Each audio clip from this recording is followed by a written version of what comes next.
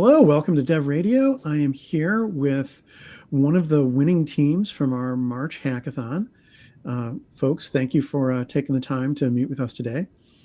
Let me just kind of go around and hear from each of you a little bit about just yourself, where you're at in the world, because I think you guys are spread all over, and kind of what your background is and how you learned how to build AI on Azure.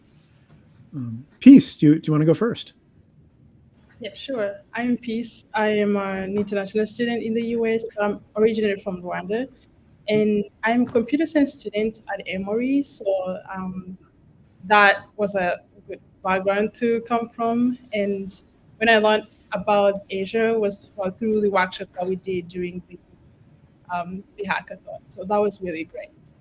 Good. Yeah, I mean, just doing it is the best way to learn. Yeah. Uh, Honorine, how about you? Where are you at, and where did you? What's your background in technology?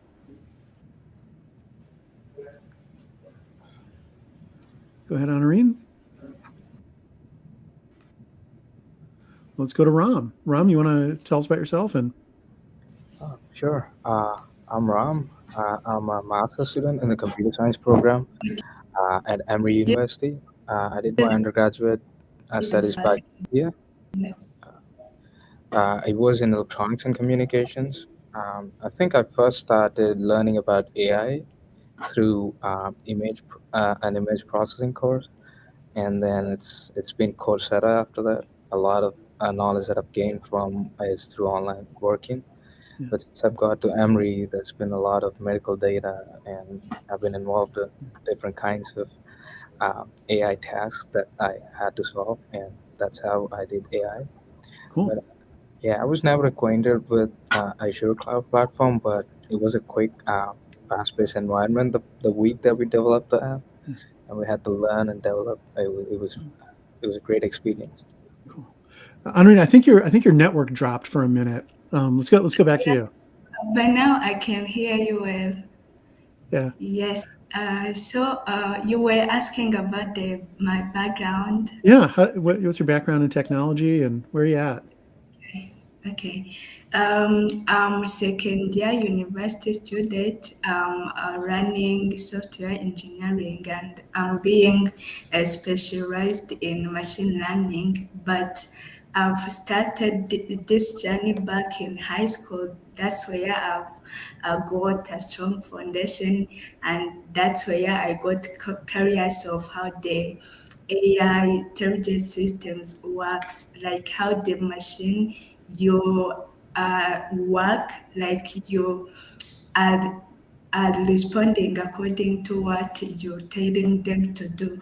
That's how I started joining some communities, like there is She Code Africa, and I've also tried to apply for, I've also used the Microsoft Lens, if I remember well, to gain some certifications that are in AI. Yeah, that's how I got curious, and also joined some hackathons, such as this one was my second one to join, that are in AI. That's how I've gotten this, yeah, this today. Yeah, thank you. Yeah, so it's been a journey. You've done a lot of work to get here. Yeah.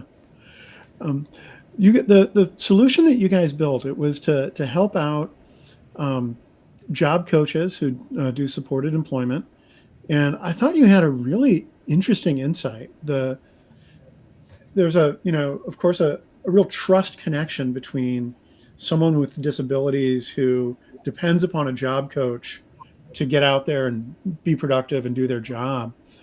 And, those job coaches, sometimes they leave their job and a new person has to come in.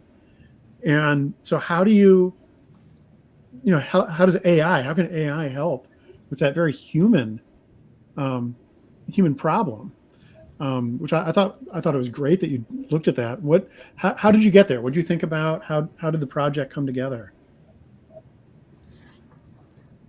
So I think during the brainstorming phase, we've had so many ideas, and of course, we had the involve here,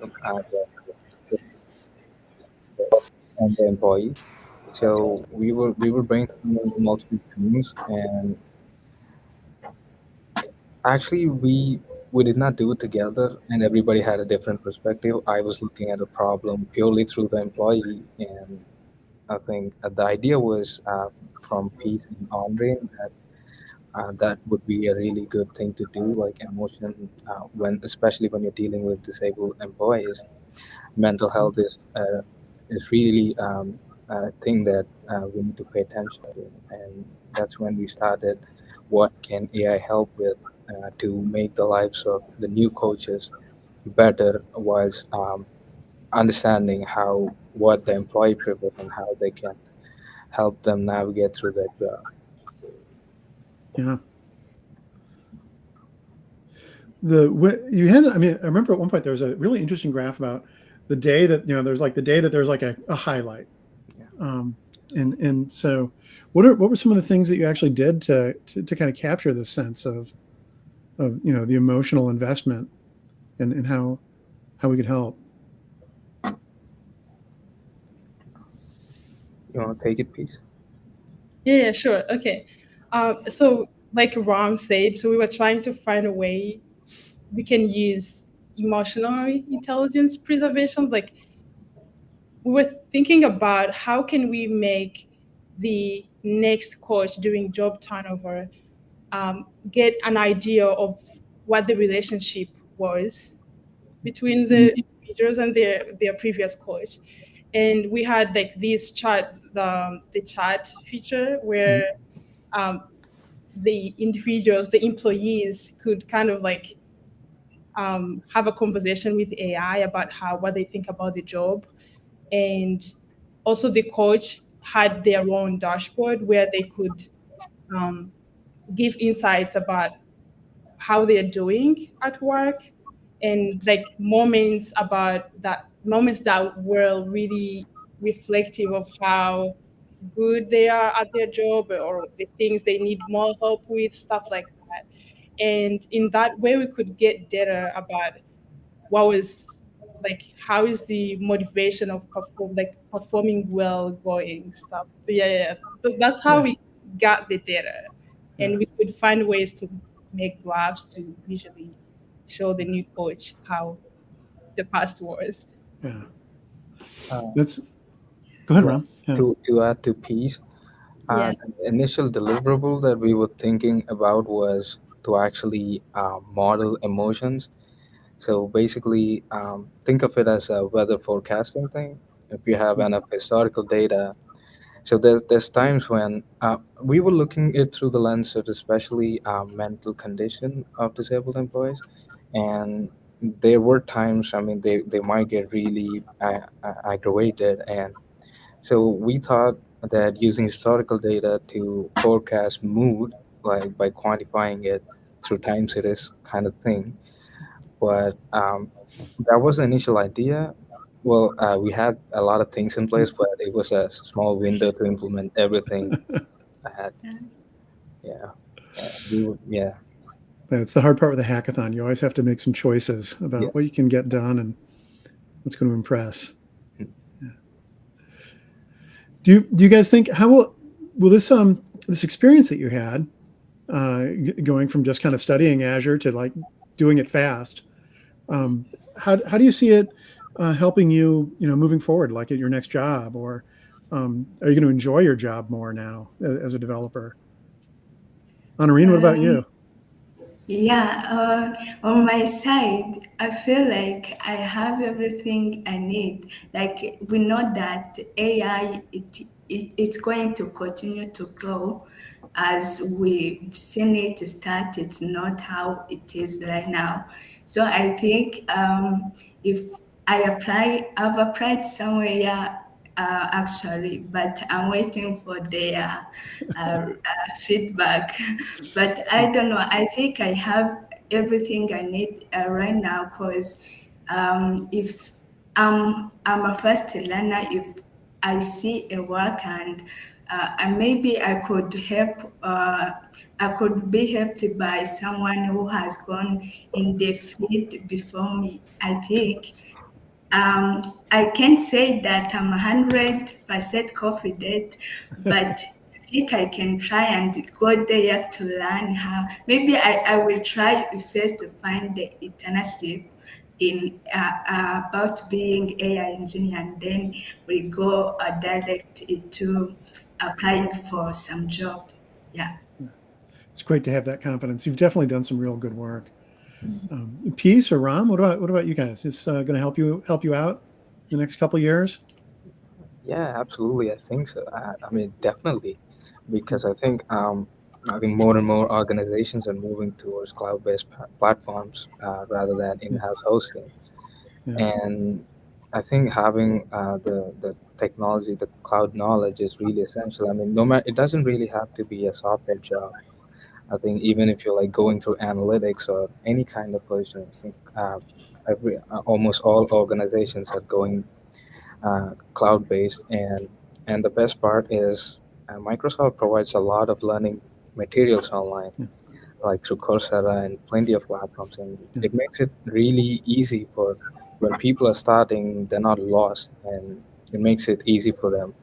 And honestly, a lot of the AI functionalities that we use, they were pre-built rather than us going through the whole process. I think yeah. these skills and the learning materials, they are really essential, and I think they definitely help me in my work. And And hopefully, Peace, what about? I'm sorry, didn't mean to cut you off, Ram. yeah, It's a yeah, great. yeah. I was just so I'm actually graduating, and I actually was able to put the Microsoft Azure cloud technologies that I've used on my resume, and That's that did, awesome.